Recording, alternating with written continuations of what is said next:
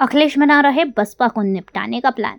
सपा की दलित पॉलिटिक्स से मायावती हो रही बेचैन। यूपी में क्या है राजनीति की नई चाल, आइए जानते हैं खबर को विस्तार से। यूपी में 2 साल बाद होने वाले विधानसभा चुनाव के लिए अभी से ही सियासी गोटियां सेट की जाने लगी हैं।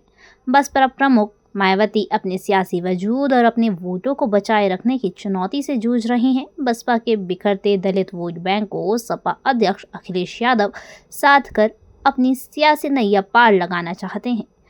रामजी लाल के साथ खड़े होने का मामला हो या फिर इंद्रजीत सरोज के बयान, इसे सपा के दलित वोट जोड़ने के नजरिए से देखा जा रहा है।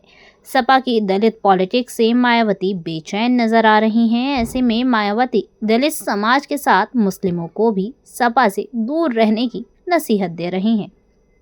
सपा के सांसद रामजी लाल सुमन के द्वारा राणा सांगा पर किए गए बयान को लेकर सियासत गर्मा गई है। कर्णी सेना ने रामजी लाल सुमन के खिलाफ आक्रामक तेवर अपनाए हुए हैं। आगरा में ठाकुर समुदाय के लोगों ने विरोध प्रदर्शन कर सीधे चुनौती दे दी है। सपा ने रामजी लाल के पक्ष में खड़े होकर पूरे मामले को दलित बनाम ठाकुर का रंग देने की कोशिश की है। अखिलेश यादव 19 अप्रैल को आगरा पहुंचेंगे, जहां रामजी लाल सुमन के आवास पर जाकर मुलाकात कर दलित समाज को सियासी संदेश देंगे। अखिलेश के आगरा दौरे से पहले मायावती ने सपा की दलित राजनीति पर सवाल खड़े कर दिए हैं। बसपा प्रमुख मायावती ने ट्वीट कर सपा को निशाने पर लिया। उन्होंने कहा कि विदित है कि अन्य पार्टियों की तरह सपा भी अपने दलित नेताओं को आगे करके तनाव और हिंसा का माहौल पैदा करने वाले बयान दिलवा रही है, जिस पर आरोप प्रत्यारोप का दौर चल रहा। ये संकीर्ण और स्वार्थ की राजनीति है। सपा भी दलितों के वोटों के स्वार्थ की खातिर किसी भी हद तक जा सकती है।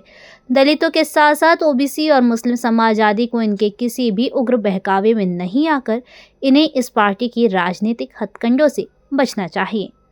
मायावती ने आगे कहा कि ऐसी पार्टियों से जुड़े अवसरवादी दलित नेताओं को दूसरों के इतिहास पर टीका टिप्पणी करने की बजाय यदि वे अपने समाज के संतों, गुरुओं, महापुरुषों की अच्छाइयों एवं उनके संघर्ष के बारे में बताएं तो ये उचित होगा, जिनके कारण ये लोग किसी लायक बने हैं। इस तरह से मायावती ने दलित समाज को सपा के दलित नेताओं के बहकावे में आने से बचने की नसीहत दे दी है। साथ ही मुस्लिम और ओबीसी को भी सपा से दूर रहने की अपील की है।